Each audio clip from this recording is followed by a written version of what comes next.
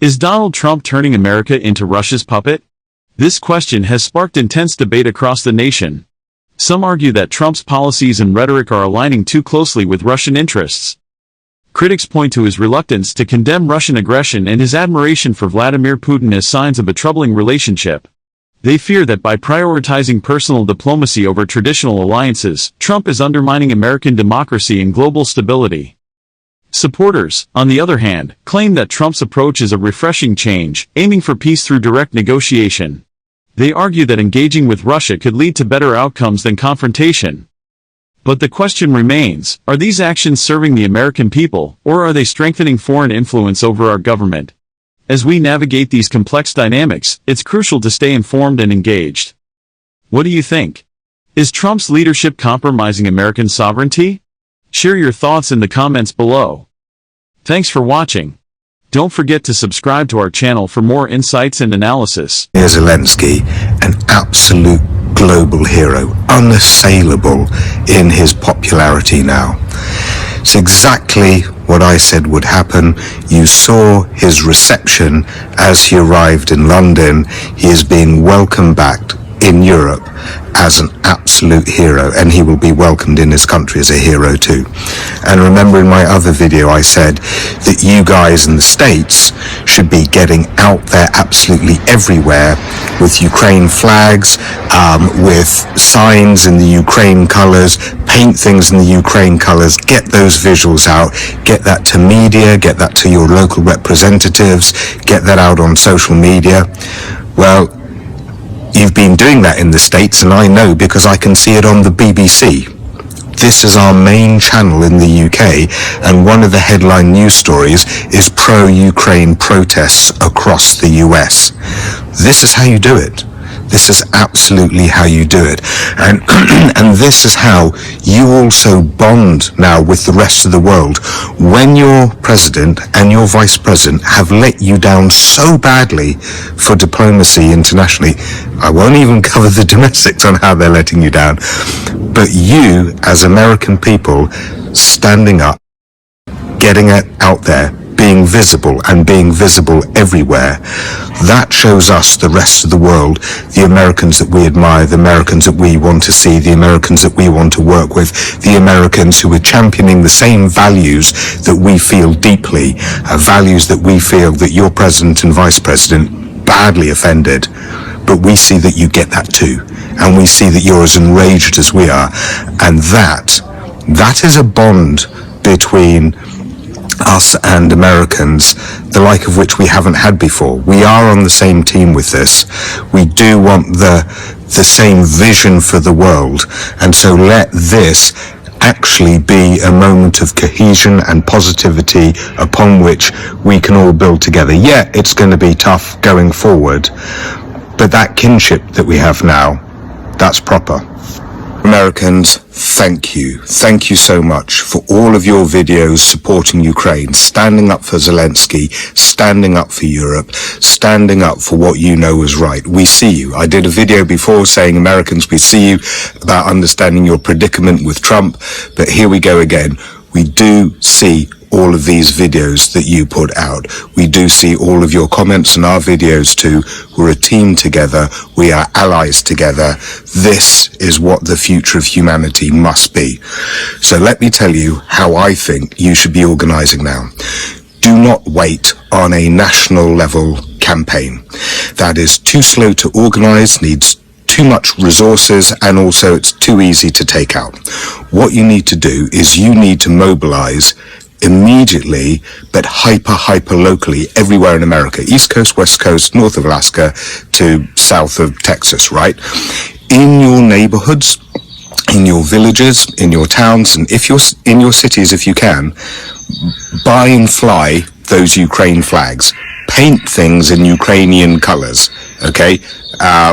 And then you take those pictures, you share them to your local news, you share them around social media, you send those pictures to your elected representatives with letters about America stands with Ukraine, we stand for freedom, we stand for sovereignty, all of that, you know, right? But for your elected representatives, for all of the people of power in America, they need to see that absolutely everywhere there are these colors of yellow and blue. Fly European flags as well, if you like. If it's running out of Ukraine flags from wherever you get them, get the European ones too, because those colors need to be everywhere. They need to be hyper-local everywhere in a way that the government knows that this is happening everywhere. And then it's only at a later stage, when you've got your little hubs organized and you know how to run your hubs, that you can start talking with other hubs and linking up statewide or whatever, right? But it starts there, and that's where you get the power from, by going immediately, going visual, spreading those visuals everywhere, and then building it up like that. Thank you. Trump's attack on Zelensky just now. What does Putin have on him? Because this is my best guess right now. Because Trump has just changed mood dramatically in the last day. Remember when Macron visited him? Lovely, lovely accent, nice, touchy each other's knees, all of that. Keir Starmer visited him, jokes together, everything going swimmingly. Next day, in comes Zelensky to visit him with a minerals deal, which largely guarantees an arrangement between Ukraine and the States. And then suddenly, Trump turns. And the behavior that we saw was not a comfortable man in his own power. This is the key thing.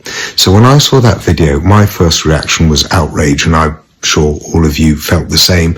I did an instant video about it saying that was disgusting behavior, that was bullying, they jumped on him together. What the hell was that about? That's going to cause rage across Europe and massive embarrassment in the States. And I said I'd do a video on it later, because then I wanted to also to think why we've seen this switch around. And my real read of it is that if Zelensky had done this minerals deal with Trump, which basically pulled back the Donbass and got the US on Europe and Ukrainian side, that would have been it for Putin. So he must have pulled something in, because Trump has just changed from being sort of charming and sort of nicey nice over the past few days with Macron and Starmer to suddenly not just being rude and aggressive and bullying and pulling in Vance to be rude and aggressive with them, but in a way that didn't look like he was in a strong place doing it. He seemed wound up and nervous and tetchy and having a go for the sake of it. And I just wonder, what does Putin have on Trump? What does he have on him? Because that's the only explanation that I can think of, that Putin was to the wire, made a big threat, and then Trump suddenly knew that he had to pull the plug on that deal and stop being so sweet with Europe. That's all I can think. But it just goes to show Trump is by no means a stable partner in any way, shape or form, and Europe is absolutely going to have to throw in to do everything alone. And I don't want Trump getting his hands on a single atom of a single rare earth mineral anywhere in Europe. I think that Europe and Canada and Australia and New Zealand and the entire rest of the Western world, and probably the world beyond it as well, should, obviously Mexico and South America, should do their best to just rewire away from America and think about their own trade routes and their own defense, because this man and this team are losing the plot fast. Trump's attack on Zelensky just now. What does Putin have on him? Because this is I can't believe how Vance and Trump just talked to Zelensky. I'll do a fuller video on it later, but that was not on. That was That was dark, that was nasty, that was ganging up on him, that was shouting him down, and a lot of people across Europe are going to be outraged by that, and I'm sure lots of Americans are going to feel deeply embarrassed by their president and vice president's behaviour. I've got to go now, I'll do more on it later, but that really... This Ukrainian minerals deal, I am hoping that Zelensky has made a very, very smart play. Essentially, if he can tie the mining of these rare earth metals in particular, not just to security, but to territorial regain in order for cohesion of the whole setup, then you can see on the map how this would be a really smart play, which is why he probably floated it initially. Now, when Keir Starmer was with Donald Trump just yesterday, did you notice Donald Trump saying, oh, we really need to get at those rare earths? Well, if you look at the map of the minerals that there are across Ukraine, from graphite to lithium, titanium, the lot, the rare earths, which are really important, there is the biggest band of them which crosses from what is currently Ukraine-held territory into Ukrainian Russian-held territory in the sort of Donbass region. And if Zelensky has said, you know what, those rare earths, you should be getting at them and we should be getting at them together, and there's a few others dotted in Ukraine, here is what the infrastructure to get at them could look like. Big roads there connecting up these rare earths, because it forms a nice little pathway. Here's a port here, and here's another way by way we could get them out to you.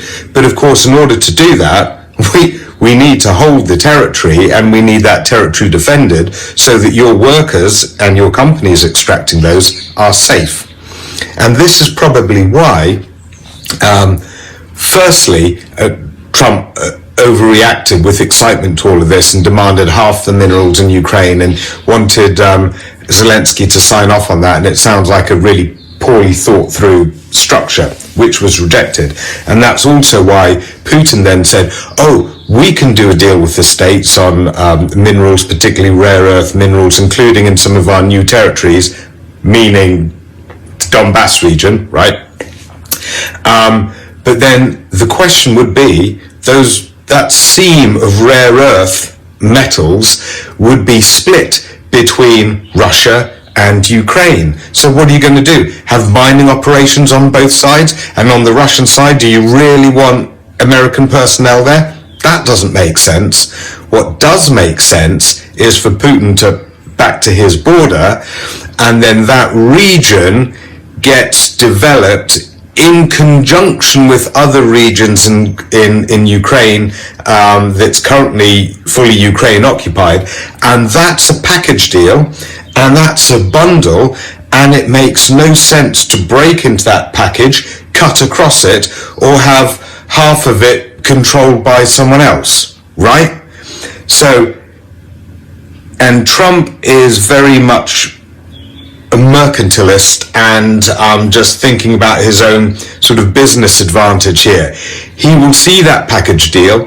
He will know that that then goes well with the rest of Europe, and it works for him on various fronts. And I'm hoping that's what they go for, because that, if it is presented as that, here are the ports, here are the roads, here are the mines, it's all a system together, and Russia just needs to F off out of that little bit here in order to make it complete, then that is a really good way at getting Russia pushed back to their borders. And furthermore, I will say this, Trump's in a hurry and Putin's in a hurry for different reasons.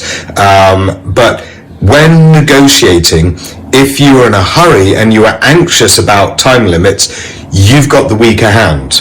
Whereas if Zelensky can get this deal in place and then start talking about how it develops, and this will take some months in order to flesh out the details, and Europe can fully have Zelensky's back during that period, then Europe and Ukraine can play a bit more of a waiting game. Armies aren't going to be moving until late spring anyway, when the ground dries and you can roll tanks. So Europe and Ukraine can actually play more of a waiting game and fill that time with positive building about structures, whereas Putin is sitting on a broken economy and with troops absolutely decimated and gutted. So this would then put Ukraine and Europe in a much stronger place, and with a good chance of buying in America into guarantees, because it's directly in American interests of operations on that soil. So that's what I'm hoping for. That's what I think would be a smart way to play it.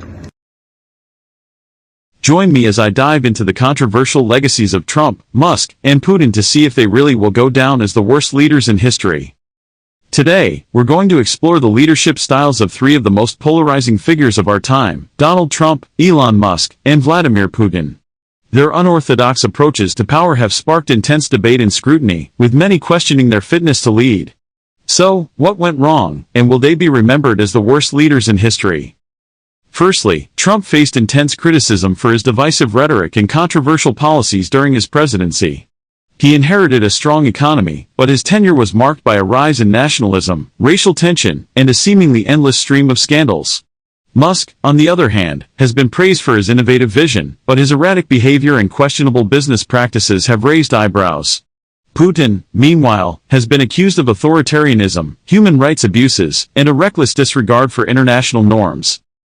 These leaders have faced numerous challenges during their tenures, from navigating complex geopolitical landscapes to addressing pressing domestic issues. However, their decisions have often been marred by controversy, sparking fierce debate and criticism from both domestic and international quarters. Take Trump's handling of the COVID-19 pandemic, for instance, which many saw as woefully inadequate. Musk's Twitter antics, meanwhile, have led to concerns about his fitness to lead a publicly traded company. And Putin's aggression in Ukraine has raised tensions with the West. The consequences of their actions have been far-reaching and multifaceted. Trump's presidency has been marked by a rise in white nationalism, while Musk's actions have led to concerns about the impact of social media on our collective psyche. Putin's aggression has led to a deterioration in relations with the West, and his human rights record is abysmal. As we examine their leadership styles, it's essential to consider the broader implications of their decisions on the world stage. Musk's innovative vision has inspired a generation of entrepreneurs, but his questionable business practices have led to concerns about accountability and transparency. Trump's populist rhetoric has tapped into a deep well of discontent among many Americans, but his polarizing style has also alienated many others. Putin's leadership has brought a measure of stability to Russia, but at a steep cost. His authoritarianism has crushed dissent and stifled free expression. Trump's handling of the media has been particularly contentious, with many accusing him of undermining the free press. Musk's tweets have sparked concerns about the impact of celebrity culture on our collective discourse. And Putin's aggression in Ukraine has raised fears about the return of Cold War-era tensions. As we weigh their legacies, it's essential to consider the broader implications of their actions on the global stage. Their most contentious moments will likely define their legacies. For Trump, it's the Access Hollywood tape and his response to Charlottesville. For Musk, it's his infamous tweets about taking Tesla private and his questionable use of NDAs. For Putin, it's the annexation of Crimea and his support for Bashar al-Assad in Syria. These moments have sparked outrage and debate, and will likely be remembered for years to come. These leaders have left an indelible mark on history, but will they be remembered as the worst leaders of all time? That's for us to decide. Their leadership styles have sparked intense debate and scrutiny, and their legacies will likely be shaped by the consequences of their actions. So, who do you think will be remembered as the worst leader in history? Let me know in the comments below. And if you want to explore more thought-provoking discussions, be sure to check out my other videos.